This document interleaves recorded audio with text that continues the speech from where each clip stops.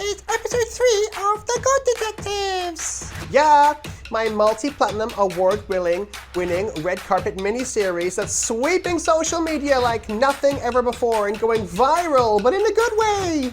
It sounds gross. So, welcome to episode 3. First, we've got the question for you. In your family or with your friends, what roles do you have? Are there jobs you usually do?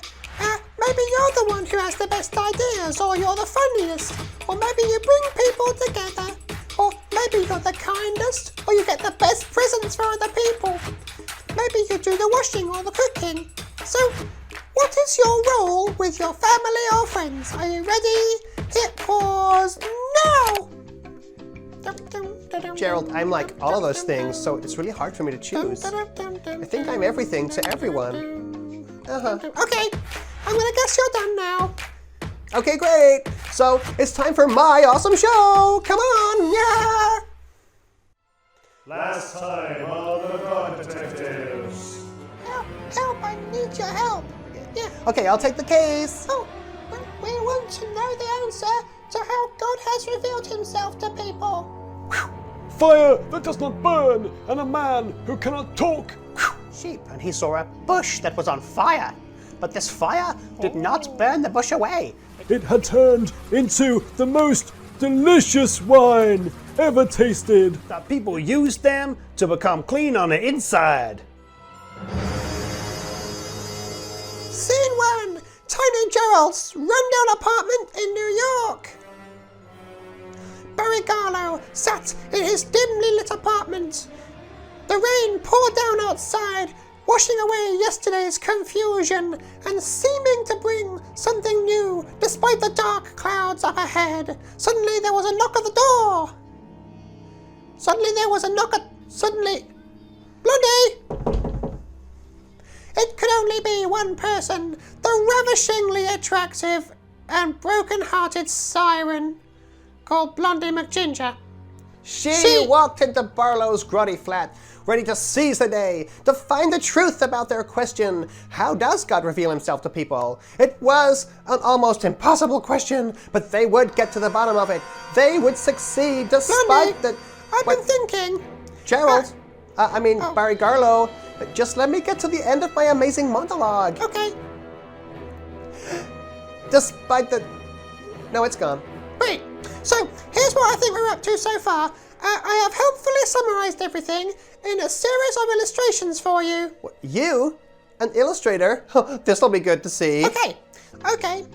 First of all, we met Bogart Bradbury and Letitia McCow and found out that God showed himself to us when he met Moses at the burning bush. So I think that means that we know that God can speak to people and he hears us and he wants to use people to bring about change and justice in the world. Secondly, we met Patrick Googlebottom and Leo Simberton and we found out that Jesus came to us to give us a way to be clean on the inside of us again, forgiven, and that Jesus' life was filled with signs that God pointed to God. Okay, I'm going to give that to you. That was pretty good. I'm always surprised when you do something good, Barlow. Well, last time you said that there's someone else we can see. She's a bird, and she talks with a strange accent, and you ruined her life and caused her to be imprisoned for something she didn't do for 5 years. Who is that? And where do we find her? Oh, yeah. Well, I remember now. So her name is Blodwen the Welsh Bird, and we'll find her still serving her time in Arkensquawk Aviary. She'll be able to tell us something about how God reveals himself to us. I just know it. She's always annoying me by talking about God, but now I'm starting to dream again. I'm starting to allow my tender, bruised soul to look in and blossom. Well, come on then, let's go and visiting time is in, 5 minutes. I never get to finish my lines anymore. Scene 2, Arkensquawk Aviary. Blondie McGinger of the detective firm McGinger and Schneebly. I had hoped that I'd never have to see you again since you ruined my life, framed me for something as yet unspecified, and had me put here in prison for 5 years. Yeah, well, maybe you should build a little birdie bridge and get over it, honey. Blodwen, Blodwen, we have come to you in our time of need, I tell you. Well, aren't you just the cutest little one? What can I do? How can I help you? Well, Blodwen, we are No. Not you, McGinger. Him, the cute little one who I actually want to speak to, rather than the crazed, self-obsessed one who I'd rather peck to death. Wow, that was like personal. Blodwen, we are the God Detectives, and we're trying to find out how God reveals himself to people. What pearls of wisdom could a Welsh bird like yourself have to bring to us? Well, I'm glad you asked. Since being here in Arkensquawk Aviary, I've had all the time in the world to think about life and the universe and everything, including revenge on those who put me here. But the more I've looked at my life and the Bible, the more I felt God change and transform me into the free bird that you see before you now. So tell us, Blodwen. No, I'm still not talking to you. Okay, well, you're lost, Flappy. What? What have you learned that is so freeing and wonderful, oh wise birdie? There is a deep, deep mystery afoot. A A deep mystery. Because Jesus is alive today in every believer. Alive today in every believer. And he has given us all to each other as a gift to the world. And he has given us all to each other as a gift to the world. Okay, listen. It's really getting up my feathers, to be honest. It's really getting under her feathers.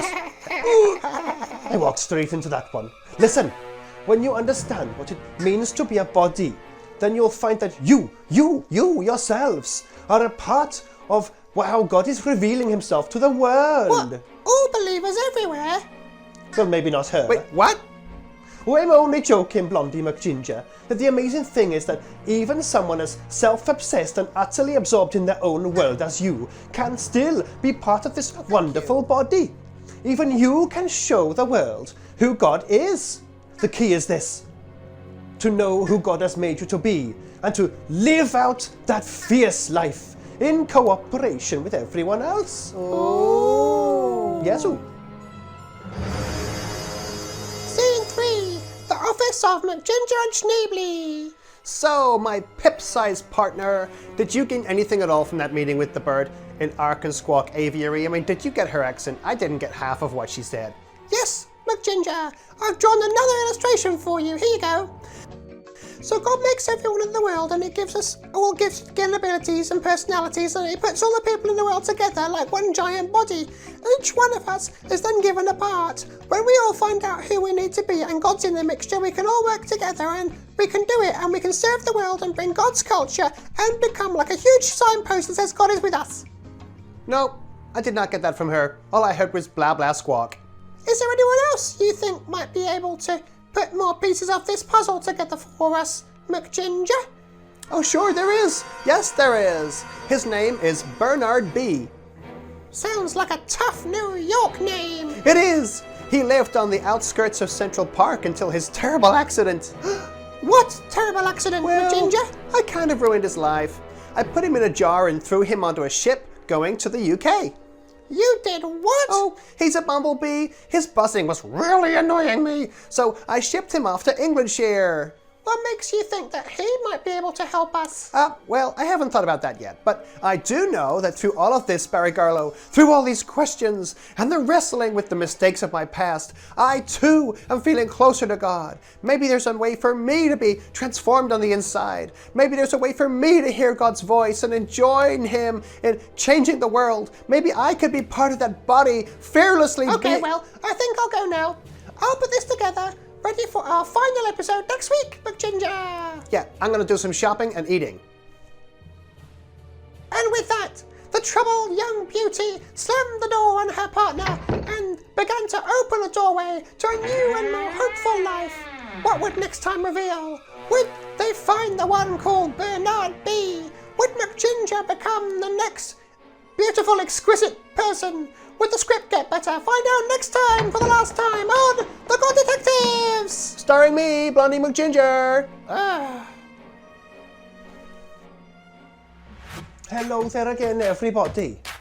I just wanted you to know that I'm not really a bird trapped in Arkensquawk Aviary. That was just me playing a part in a cheaply written show. No, I'm a lovely Welsh bird who loves the valleys of God's own country of Wales. It's bendigedig everywhere, every day there, and the sun always shines even though many times it's partly or fully masked. So we hoped you liked this episode, and we were wondering if you'd like to talk together after this video is over and answer this question for us.